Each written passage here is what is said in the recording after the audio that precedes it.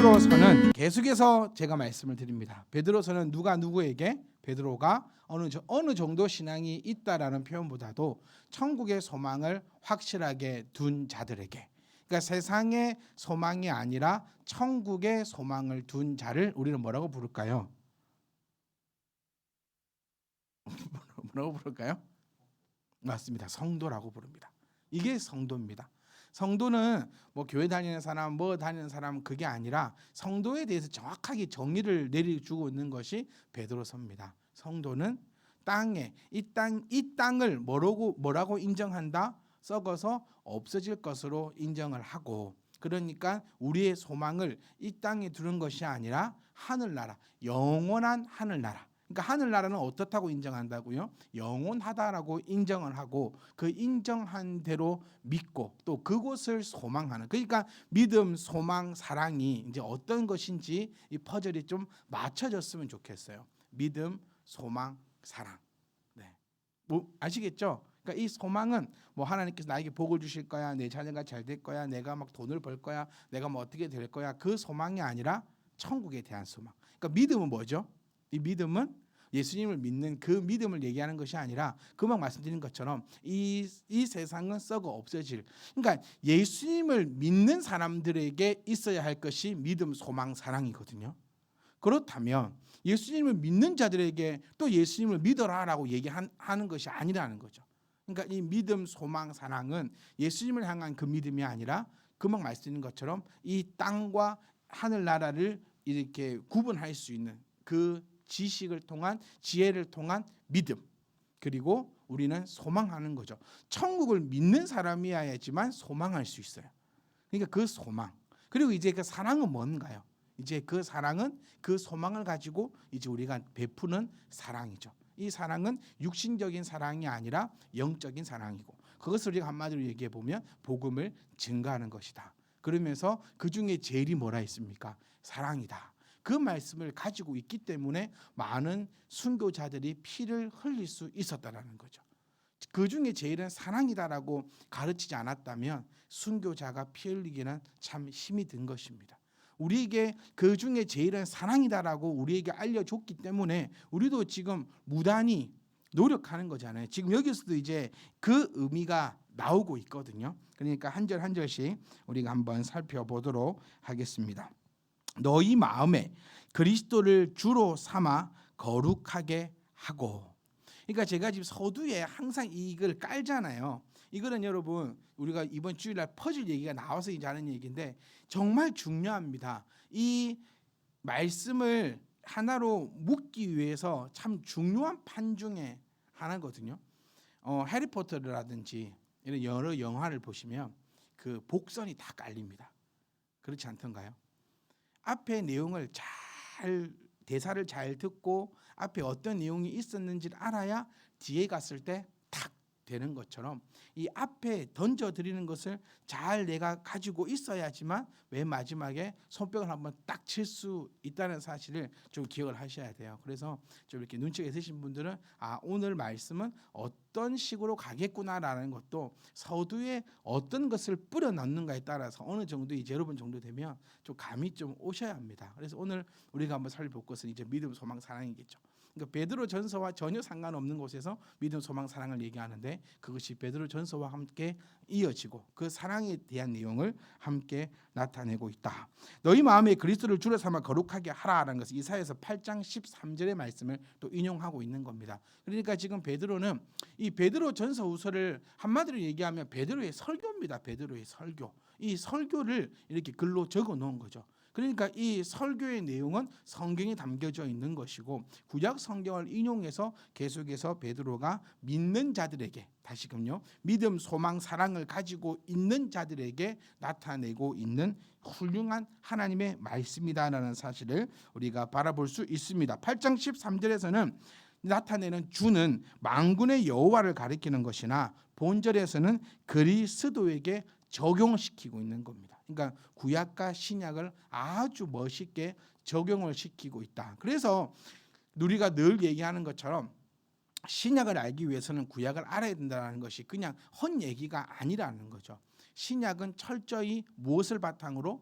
구약을 바탕으로 쓰여진 책입니다. 구약은 필요 없고 신약만 필요했다. 혹은 신약은 반대가 되면 안 되고 항상 함께 가져가야 된다라는 것을 우리가 기억을 하셔야 합니다. 여기서 오늘 우리가 한번 살펴보고 싶은 것은요, 거룩하게 하고라는 그 단어인데, 이 단어의 뜻은요, 거룩하신 분으로 인정하라라는 그 의미를 가집니다. 그러니까 예수 그리스도를 거룩한 자로 인정해라. 즉 다시 말하면 성부와 성자와 성령 삼위일체를 다시 한 번 더 나타내어 주고 있다는 겁니다. 그러니까 예수님이, 우리가 삼위일체는 이제 여러분들 다 우리가 공부하고 하셔서 이제 아실 건데, 삼위일체는 세 명의 신이 있다는 뜻이 아니잖아요. 그런데 지금 이 시대만 해도 잘 정립이 안 됩니다. 확립이 안 됩니다. 그래서 여러 가지 신화라든지 자기가 알고 있던 것, 이런 것을 통하여서 하나님과 예수님과 성령님을 분리해서 생각하고 이해하는 경우가 상당히 많았다는 거죠. 그러니까 지금 너희 마음에 그리스도를 주로 삼아 거룩하게 하고라는 것은 거룩한 자로 그리스도를 인정해라. 이거를 다시금 얘기해 보면 거룩한 자는 누구밖에 없다? 여호와밖에 없다. 그러니 예수 그리스도가 즉 누구다? 여호와다. 그러니까 성부와 성자와 성령의 그 삼위일체의 교리를 다시 한 번 더 나타내어 주고 있다. 그러니까 베드로는 절대로 뭐가 아니다? 무식쟁이가 아니라 철저히 성경의 교육을 받았고 그 성경을 가지고 우리에게 제대로 알려주고 있는 자다라는 사실을 우리가 기억하셔야 합니다. 그러니까 너희 속에 있는 소망에 관한 이유를 묻는 자, 이제 여기서 중요한 포인트가 나오는데요. 이겁니다. 너희는 그러니까 먼저는 뭐 해라? 먼저는 여호와를, 예수 그리스도를 여호와로 인정해라. 이게 포인트로 처음에 들어가는 겁니다.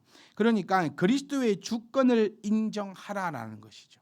그리스도의 주권을 인정하라. 즉 그리스도를 여호와임을 인정하라. 계속해서 똑같은 말로 그렇게 이어져 가고 있는데, 이제 그것뿐만이 아니라, 인정하는 것뿐만이 아니라 너희 속에 있는 소망, 제가 그래서 처음에 소망을 말씀드렸잖아요. 그러니까 너희 속에 어떤 소망이 있느냐, 여러분 속에 어떤 소망이 있느냐라는 것을 우리가 한번 찾아봐야 됩니다. 어떤 소망이 있느냐, 예수를 믿는 이유, 우리가 교회를 다니는 이유, 여러분의 여기서 거짓이 있으면 안 된다는 거예요. 거짓이 있으면 바르게 잡아줄 수도 없어요. 이거 이해하시겠죠? 거짓이 써버리면 내가 잘못한 것이 있고 잘 못하는 것이 있어야 선생님이 봐주거나 또 이렇게 잡아주거나 다시 수정해 줄 수 있는데, 잘한다 나는 괜찮다 이래버리면 어떻게 해줄 방법이 없다라는 겁니다. 그러니까 먼저 살펴볼 것은 너희들의 속에 어떤 소망이 있느냐라는 거죠. 그래서 우리 속에는, 우리가 성도라면 어떤 소망이 있어야 된다? 천국을 향한 그 소망이 있어야 된다는 것도 알죠. 그러면 여러분의 이 천국 소망을 가지고 있으면 사람들이 되게 의아하게 여긴다라는 거죠. 자, 쉽게 한번 생각해 봅시다. 코로나가 창궐하고 있는 이 시대에 우리는 피곤한 몸을 이끌고, 직장이 코로나 때문에 지금 더 피곤하거든요. 마스크도 쓰고 있어야 피곤하고, 막 저는 마스크를 쓰면 안 들려요. 왜 그런지 모르겠어. 코와 입을 막았는데 귀가 안 들리고 눈이 안 보여요. 하여튼 그러니까 어떤 극도한 스트레스를 받는다, 그거겠죠. 그러면서 직장 생활에도 어디서 그런데 우리는 지금 어디에 있습니까? 이 시간에 교회에 모여서 예배하고 있다는 거죠. 우리 왜 이게 가능할까? 또 왜 이게 가능하지 않을까? 이걸 많이 생각해 봅니다. 이 뭐 통계를 한번 보면 지금 거의 50%의 성도들이 교회에 모이지 않는다고 합니다. 자의가 되었든 타의가 되었든 이제는 거의 자의적입니다. 그냥 TV 앞에가 편하고, 뭐 요즘에 헌금도 다 온라인으로 해버려요. 왜? ATM 가서 뽑는 것보다 버튼 누르는 게 편하고, 하여튼 뭔가 이게 뭐 잘못됐고 잘됐다 이제 그것을 얘기하는 것이 아니라요. 어쨌든 사람들은 이해할 수 없습니다. 우리가 지금 이 자리에 이렇게 모여서, 혹은 또 가정에서 여러 가지 상황이, 또 몸이 안 좋고 아프고 또 코로나의 그런 위험 가운데서도 그 가정에서는 어떻게든 모여가지고 어떻게 됐든 예배를 드리려고 하는 우리의 모습을 사람들은 이해할 수 없습니다. 그래서 우리에게 묻죠 이제. 네. 그러니까 이 물음이 우리한테 있어야 돼요. 그것이 없는다면 두 가지 중에 하나일 겁니다. 사람들이 내가 크리스찬인 걸 모르거나, 얼마나 개똥같이 살면은 네가 교회를 다니는지도 모를까. 하나는 사람들이 우리가 크리스찬인지를 모르거나, 하나는 우리에게 질문을 해야 되겠다라는 생각조차 들지 않는 삶을 우리가 살아가거나, 이 두 가지 중에 한 가지겠죠. 그러니까 많은 사람들은요, 제가 저번에도 함께 말씀 나누었던 것 같은데, 내가 하나님의 백성임을 나타내야 됩니다. 왜요? 이게 정말 중요한 가치관 중에 하나거든요, 여러분. 이거 꼭 마음에 새겼으면 좋겠어요. 왜 내가 하나님의 자녀임을 만국에 알려야 되느냐? 여호와의 이름 때문이라 했잖아요. 여호와의 이름 때문에. 하나님 자신이, 하나님께서 나를 보호하시고 지키시고 복 주시기 위한 그 비결은 내가 하나님의 아들임을 온 열방에 선포하는 것입니다. 그럴 때 내가 쭈그러진다면 누구의 이름이 모욕을 당하는 것입니까? 하나님의 이름이 모욕을 당하는 것입니다. 그런데 하나님은 결단코 자신의 이름은 모욕당하지 아니하며, 결단코 더럽혀지지 아니하고, 결단코 넘어지지 않는다고 하신 그 말씀을 이루려 하심을 것을 우리가 기억을 하시면서, 우리는 어쨌든 간에 내가 크리스천임을 온 곳에 알리고, 그렇게 될 때에 사람들은 우리를 이해할 수 없어야 된다라는 것을 꼭 기억하셔야 돼요.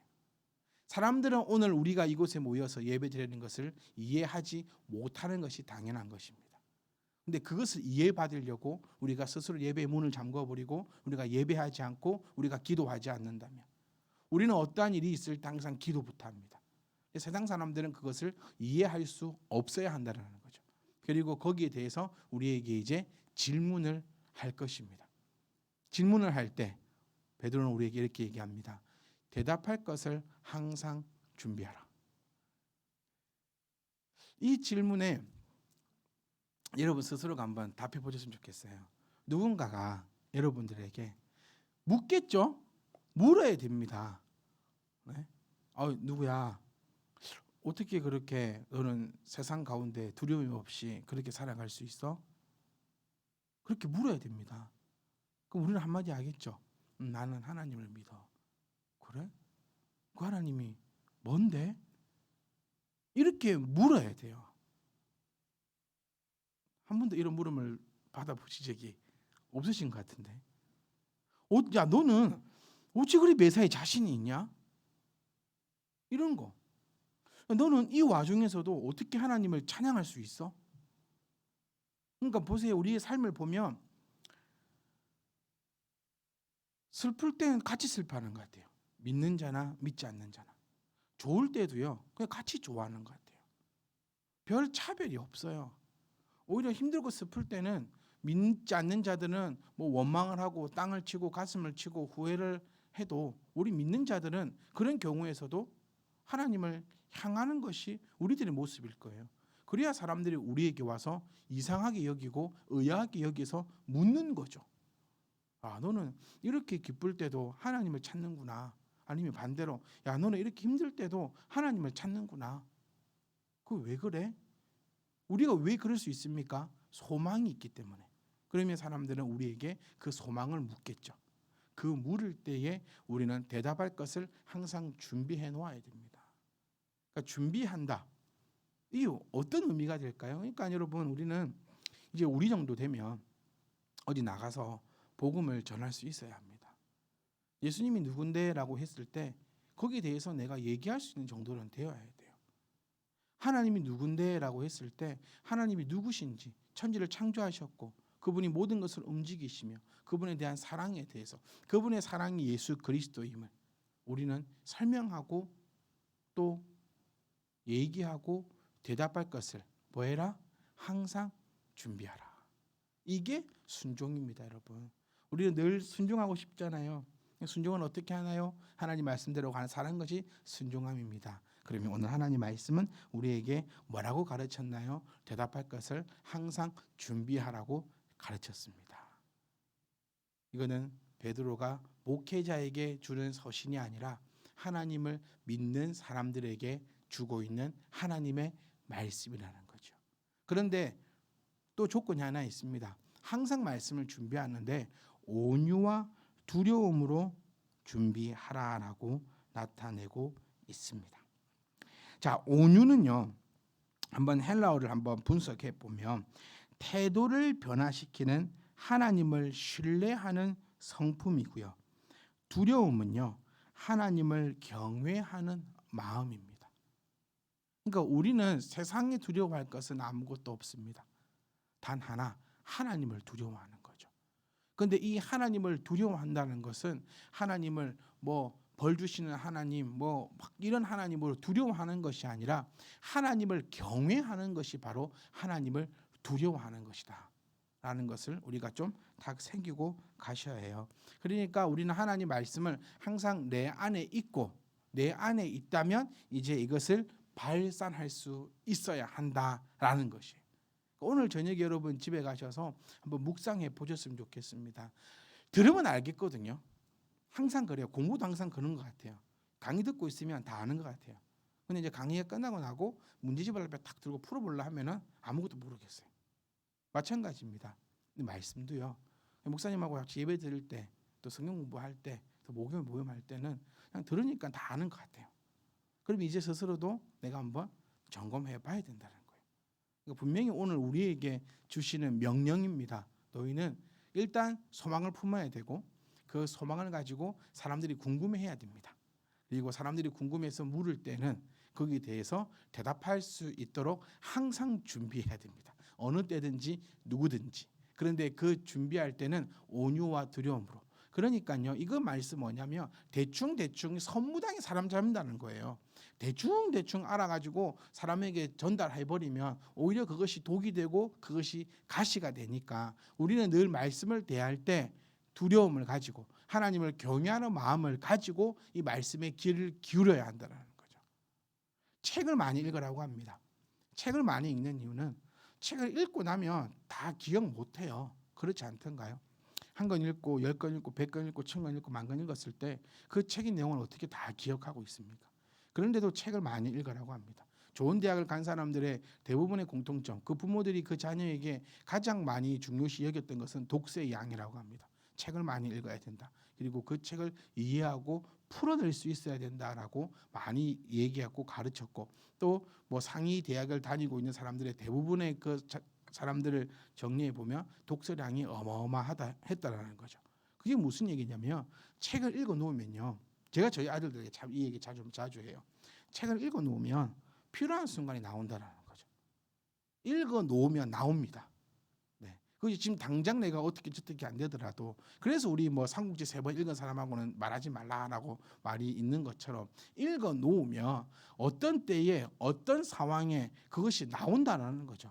그래서 이 사람이 무식한지 안 무식한지는 몇 마디 대화해 보면 이 사람은 이렇구나, 저 사람은 저렇구나라고 판단할 수 있는 그 이유가 이 가지고 있는 그 지식의 양에 따라서 나오는 것 때문이에요. 그렇기 때문에 첫 번째로는 부지런히 들으셔야 됩니다. 정말 부지런히 들으셔야 돼요.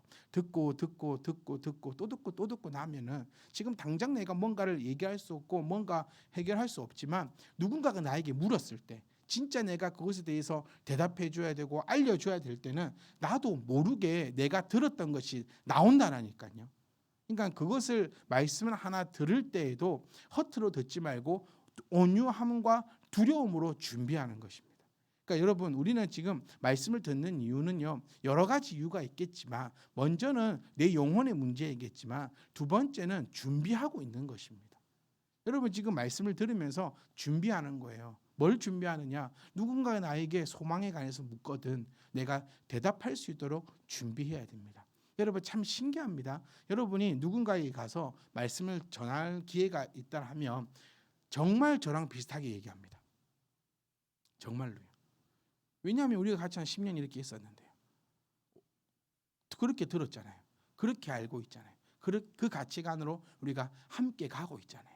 그러니까 희한하게 그렇게 나옵니다. 그러니 부탁드립니다. 우리는 항상 준비해야 됩니다.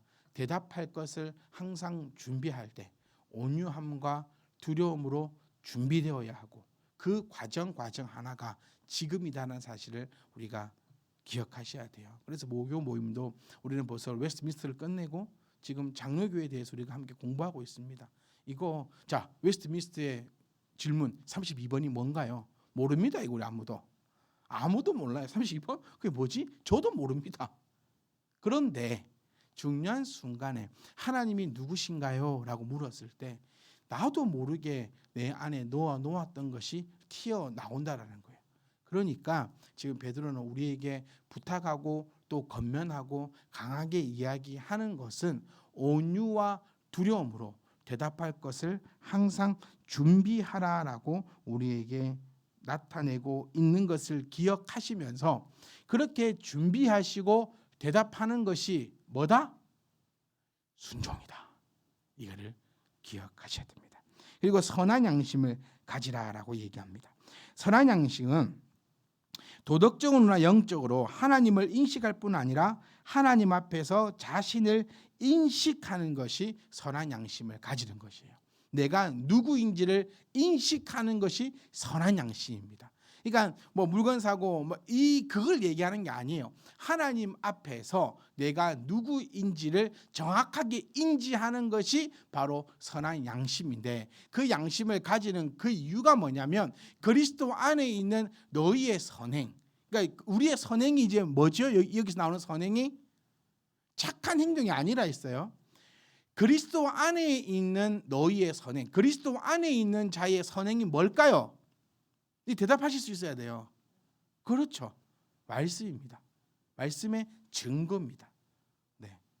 그러니까 이제 한번 이 성경을 한번 여러분 보라는 거예요. 이제 이 키워드를 가지고 성경을 딱 보시라는 거예요. 그러니까 그리스도 안에 있는 우리가 베푸는 그 선행, 그 말씀, 복음 증거, 또 말씀대로 살아가기 위함 이런 여러 가지의 것이 되겠죠. 그런 것들을 욕하는 자들이 있다라는 거죠.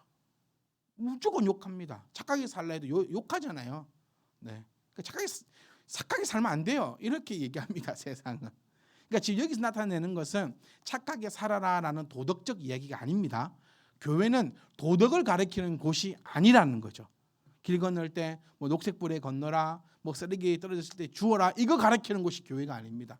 이거는 학교에서 도덕 시간에 배워하는 것이고 교회에서 말하는 성경에서 말하는 이 선행은 하나님 말씀을 증거하고 이 말씀대로 살아가는 이 선행 이렇게 하다 보면 욕하는 자들이 있는데 그 비방하는 일에 부끄러움을 당하게 하려고 너희는 선한 양심을 가지라라는 것입니다.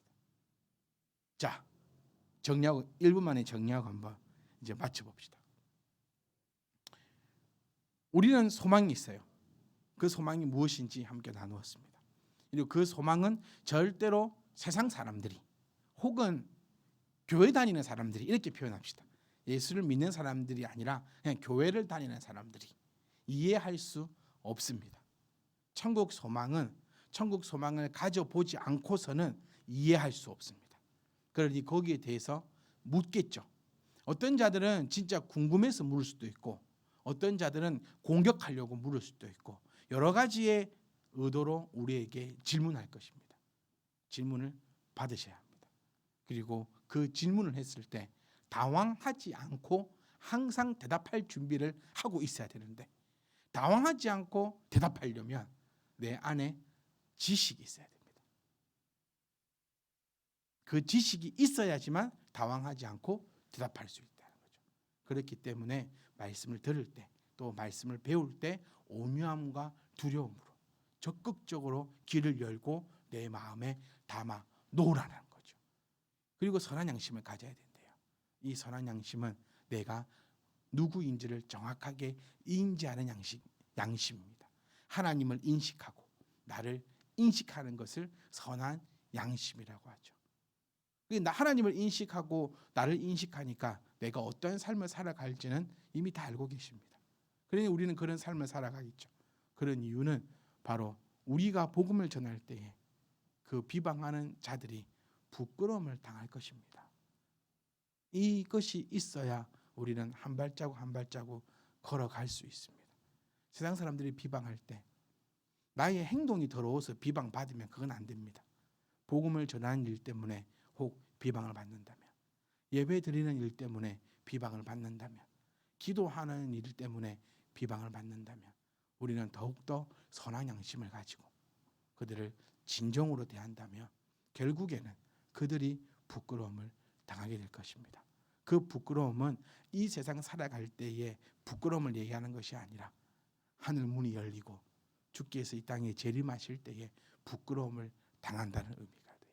우리는 항상 이게 육적으로 해석하다 보니까 나를 비방했던 자는 딱 가다가 딱 깨꼬라서 죽어버려야 내 속이 시원하거든요. 근데 안 죽어. 그렇지 않던가요? 교회를 비방하던 자, 복음 증거하는 데에 회방을 놓는 자, 딱 가다가 딱 죽어버려 속이 시원한데 잘 안 죽어요. 네, 안 그렇던가요? 잘 살아. 오히려 잘 살아. 그걸 가지고 또 우리는 속상해요. 기도합니다. 하나님, 원수를 내 발 앞에 꿇는다 하시더니 왜 안 이러십니까? 왜 부끄러움을 안 당합니까? 그러니까 이것이 성경을 모르기 때문에 우리 입에서 나오는 소리죠. 그들은 부끄러움을 당할 것입니다. 언제? 우리가 가지고 있는 소망이 열릴 때에. 그러니까 우리가 이 땅에 소망이 있다면 그들은 이 땅에서 부끄러움을 당해야 되는 것이고, 우리의 소망, 우리의 믿음이 저 천국과 하늘나라에 우리의 소망을 두고 있다면 그들이 당하는 부끄러움은 이 땅에 조금 있는 부끄러움이 아니라 이 땅에서 받는 부끄러움은 아주 짧은 겁니다, 여러분. 그렇죠? 근데 이제 천국에 들어가지 못하는 그 부끄러움은 두 번 다시는 기회가 없는 그 부끄러움을 얘기하는 것이기 때문에 우리는 부끄러움 당하지 않고 우리는 늘 영광스러우며 늘 기쁨의 잠시에 참여하는 저와 여러분 되시기를 주의 이름으로 축복합니다.